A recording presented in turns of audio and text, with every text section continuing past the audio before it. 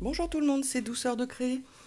Bienvenue sur ma chaîne. Je vous retrouve aujourd'hui, comme je vous avais dit, pour celles qui ont écouté la dernière vidéo, la vidéo où j'ai été taguée, je vous disais que j'allais vous présenter assez rapidement un produit.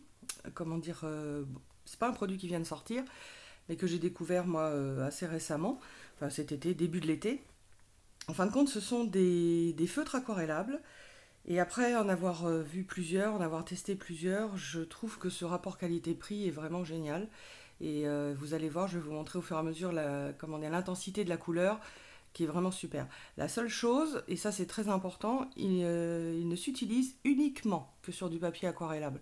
Hein, c'est vrai que j'ai essayé sur plein d'autres papiers, ça fonctionne pas. C'est vraiment fait pour le papier aquarellable. Donc, ce qui nous laisse aussi une grande marge de manœuvre sur la façon de délaver la couleur, de la diluer jusqu'à obtenir du très très clair.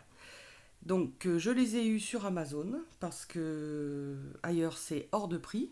Hein, donc, c'est un produit qu'on peut trouver aujourd'hui sur Amazon. Ils sont conditionnés sous plusieurs formats. Moi, je me suis offert le set de 48 couleurs. Il y en a, je crois, on peut monter jusqu'à 80 ou je sais pas quoi. Et puis, bien sûr, il y en a moins. Après, ça dépend ce que vous faites. Et après, c'est un choix. Voilà. Alors, quand je dis qu'ils sont à tous les prix, c'est que généralement, on les trouve sur des sites, et même sur des sites français, où on les trouve à l'unité. Et à l'unité, ils sont minimum à 3,80 €. Donc ça fait bobo quand même, hein, le feutre. Et là, le set de 48 couleurs, ça me ramène, je l'ai payé 64 €, donc ça me ramène le feutre à 1,33 €. Donc c'est imbattable au niveau du prix. Alors, ils sont conditionnés donc dans une belle boîte plastique comme ça, qui est très solide. Voilà. Ils sont rangés d'une certaine façon au niveau de la couleur que moi je vais revisiter. J'attendais de vous faire la vidéo, mais je vais le revisiter d'une façon un peu plus logique pour m'y retrouver. Voilà, donc on ouvre la boîte, voilà, et vous avez donc tous les feutres. Bon, le seul petit reproche que je peux faire au niveau de la boîte, c'est que vous voyez, ça reste pas ouvert. Donc il faudrait vraiment la casser là. J'ose pas trop. Bon, voilà, vous voyez, c'est... Bon, si, ça le fait quand même. Voilà, bon. Et nos couleurs, en fin de compte, on les voit de derrière. Bon, voilà. Normalement, j'ai bien normalement, j'ai pas encore vu sur les vidéos américaines, mais normalement, tout ce qui est feutre, que ça soit alcool, que ça soit aquarellable et tout ça, normalement, ils doivent être stockés à plat pour pour ne pas assécher, si vous voulez, le tampon qui est ici et qui est au bout du feutre et que toute la couleur reste en bas. Alors c'est sûr que si vous les défaites du paquet et que vous les stockez à plat, vous pouvez vous arranger pour voir tous les fonds de couleur. Voilà, après c'est un choix. Alors, ce produit s'appelle donc, c'est le Zik Clean Color Royal Brush.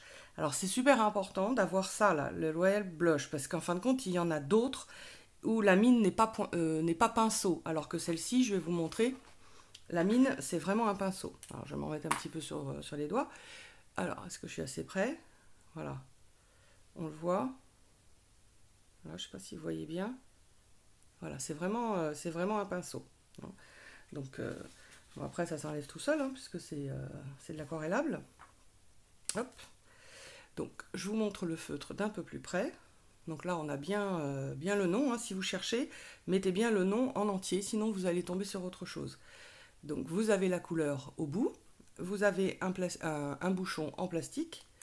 On a la bonne couleur. Hein. Généralement, vous allez voir, c'est très très ressemblant. C'est un feutre très léger. Bon, moi, généralement, j'apprécie. Quand on travaille, quand on colorise pas mal de temps, c'est bien. Il a une bonne prise en main. Et vous avez donc le numéro des couleurs, que je ne vous dise pas de bêtises, voilà, qui est ici, les 3 derniers chiffres. Voilà. Alors, je vais vous montrer, je vous ai préparé un nuancier pour que vous puissiez voir la qualité de la couleur. Voilà. Donc, je filme aujourd'hui, il y a un peu de soleil, j'espère que vous allez vraiment bien voir. Donc là, on a les 48 couleurs. C'est pour ça, moi, je vais les reconditionner autrement, pour moi en tout cas. J'espère, parce que j'ai pas beaucoup de retours moi pour vous montrer. Donc j'espère qu'on est, voilà, peut-être ça. dans la bonne lumière. Donc on a un très très grand camailleux de couleurs à chaque fois. Vous vous rendez compte, le camailleux de bleu, il est quand même assez grand. Et les couleurs qui sont généralement difficiles à trouver, ce sont toutes celles-ci. Hein, les couleurs terre, comme ça, c'est pas toujours évident. Avec un très beau panel de gris aussi. Et ce que moi j'ai pas trouvé dans d'autres marques, c'est cette couleur, ce qu'on appelle enfin entre les deux là, c'est ce qu'on, pardon, le gris de pen, et celle-ci qui est ce qu'on appelle un bleu de Prusse, qui est pas facile à trouver. Hein. Donc voilà. Alors je vais vous montrer comment dire la facilité d'utilisation, et puis comment dire après, je vous montrerai quelques petites réalisations, et puis sur une autre vidéo, bien je vous montrerai des cartes qui sont réalisées avec. Donc là, j'ai choisi une couleur. J'ai mon pinceau à réservoir d'eau. Voilà. Donc, vous avez deux façons d'utiliser. Soit vous posez votre couleur et vous allongez avec le feutre, comme ça.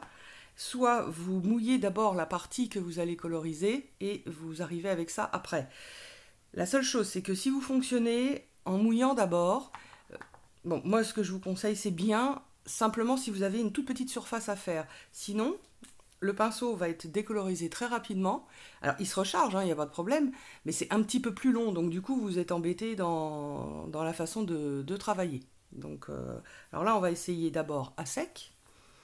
Voilà, donc là c'est un motif qui a été, comment dire, embossé couleur or. Moi j'aime beaucoup l'embossage aussi couleur or.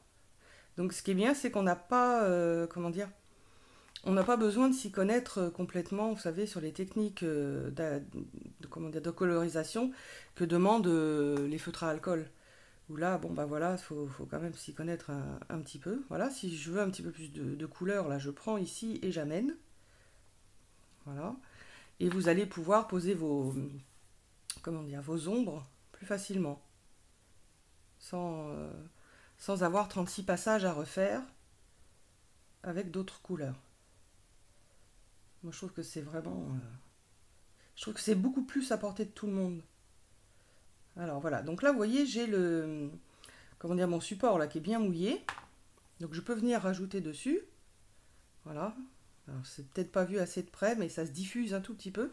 Soit vous laissez comme ça, soit vous revenez encore, hop, voilà, juste terminer la couleur.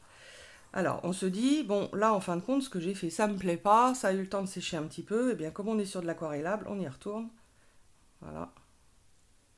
On prend la couleur, et voilà, et continue de la diffuser. Alors, je nettoie mon pinceau, hop, là, je viens, enfin, je ne l'ai pas si bien nettoyé que ça, je viens mettre donc un petit peu plus d'eau. Là, j'ai vraiment mis de l'eau. Et voilà, vous voyez, j'ai touché, ça se fait tout seul. Hop là.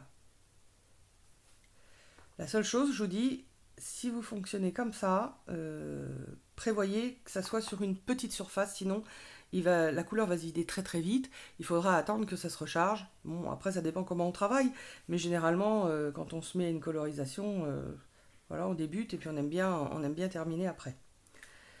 Voilà, donc ça, c'est tout simple. Bien sûr, quand vous travaillez sur, mais ça, je pense que vous le savez déjà si vous travaillez sur du feutre à alcool et tout ça, c'est qu'à partir du moment où on est embossé, comme ça à chaud, eh bien on a toutes les barrières de l'embossage pour que la couleur ne file pas, alors surtout quand on est sur du papier aquarelle.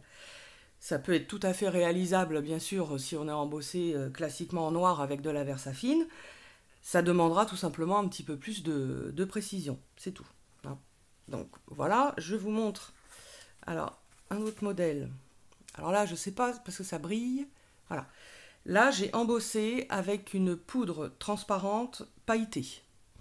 Donc obligatoirement, quand vous allez venir coloriser, il faut vous assurer d'une bonne lumière parce qu'on ne voit pas tant que ça les couleurs quand même de contour. Le plus facile, c'est de coloriser à la lumière du jour. Après, bon bah voilà, suivant nos emplois du temps, c'est pas toujours faisable. Et en fin de compte, on a un résultat encore plus diffus puisque l'embossage est transparent. Voilà. J'ai pas eu le temps de vous la découper avant, mais ça rend aussi très très bien. Voilà, puis je vais vous montrer d'autres petits exemples de colorisation qui ont été découpés et qui ne sont pas encore formés sur une carte. Voilà, hop là. Très beau papillon. Mais c'est vraiment des couleurs magnifiques. Parce que là, j'ai choisi, si vous voulez, de la couleur quand même avec beaucoup de peps, mais je peux avoir très bien la même couleur, beaucoup plus diluée et retourner sur du doux, limite du pastel. Hein. Voilà. Bon, là, on est sur une fleur un petit peu plus moderne. Donc là, j'ai fait l'inverse, c'est-à-dire que je suis partie de ma couleur foncée à l'extérieur pour aller vers du plus clair. Et puis, bah, il y a d'autres moments, on fait l'inverse, on part du foncé au milieu et on travaille dans l'autre sens. Regardez, c'est rose. Voilà. Donc ça, c'est pareil, embossé couleur or. Et là, vous voyez, vous travaillez vos ombres, mais vraiment sans... voilà, c'est absolument pas complexe. Et c'est surtout très rapide à faire. Alors que le feutre à alcool, bon, bah, on passe. Et puis, il en faut, si on veut vraiment un vrai beau dégradé, il faut vraiment investir sur pas mal de feutres.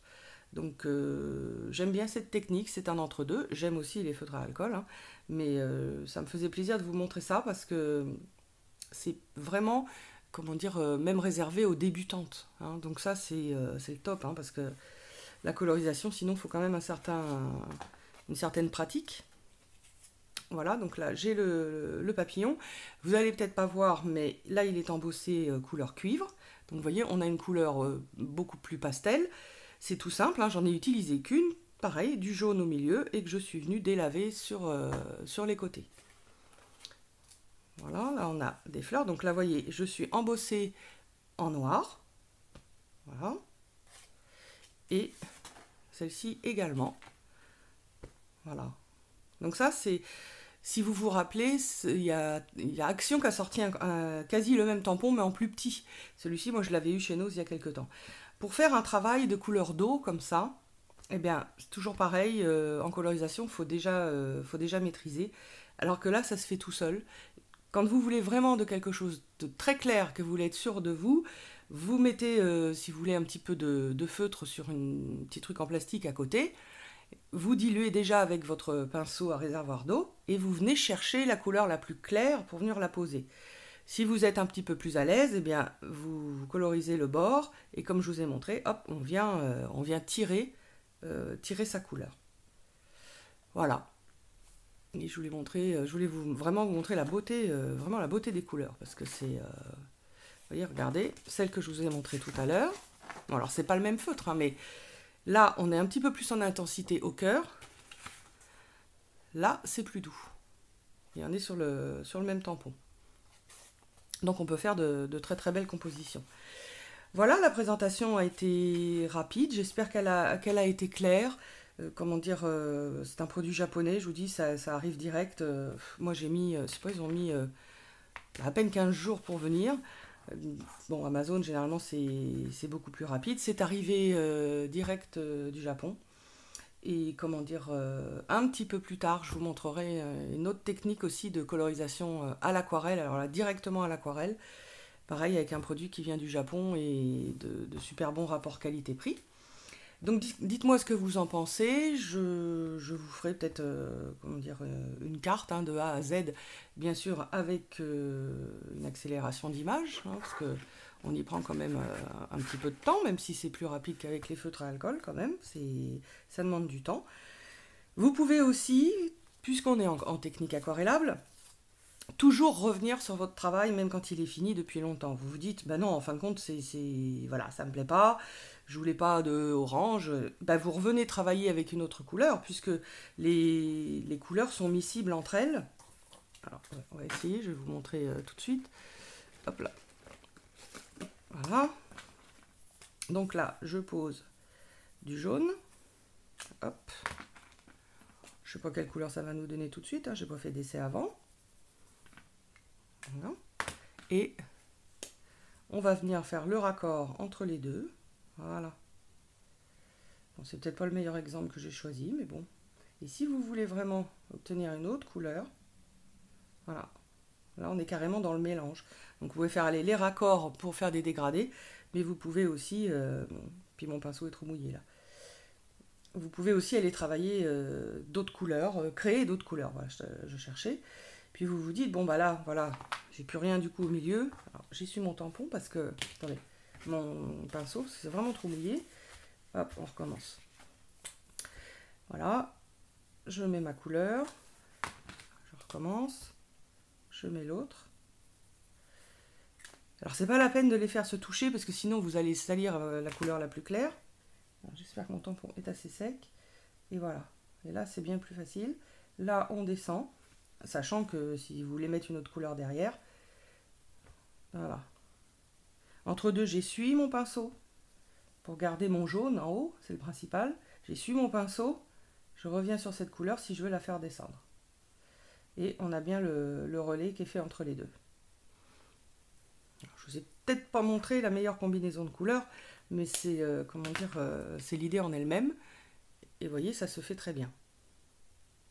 Voilà, bah écoutez, si vous avez des questions, n'hésitez pas à me les poser en commentaire. Dites-moi ce que vous en pensez, si vous connaissez aussi. Et puis pour moi, le plus important, c'était de vous dire que bah ouais, sur les sites en France, à l'unité, c'est pour moi très très cher. Hein. Donc c'est une bonne alternative. Vous pouvez démarrer par des tout petits packs. Après, c'est comme on veut. Écoutez, je vous dis à bientôt. Et puis, bah dites-moi ce que vous en pensez. Au revoir.